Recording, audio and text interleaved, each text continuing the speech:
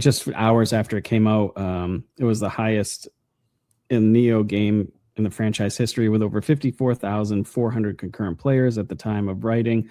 By comparison, according to Steam DB, the first game only reached a peak around 10,649, and the sequel reached 41,000. So that was like early this morning too. So I want to say they came out a year, if not more than that, after the PlayStation version. So I'm not surprised the numbers were so low, because people were like, well, if I guess I want to play this, I'm going to play it there.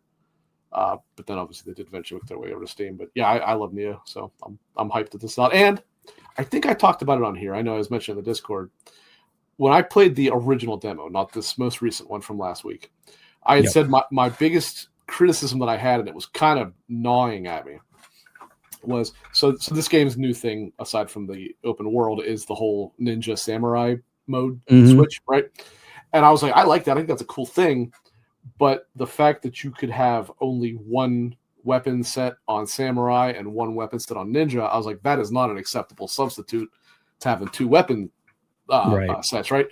I did discover you have to progress a bit in the game, but you actually can get two weapon sets for both. I'm like, okay, now that makes this a complete upgrade, in my opinion, that it has these. Because I was like, it's fine that you have that, but if I wanted to have two samurai style weapons, why can't I do that? Well, the fact that you still can, I'm like, okay, good, because that is how I like to make my build. Yeah.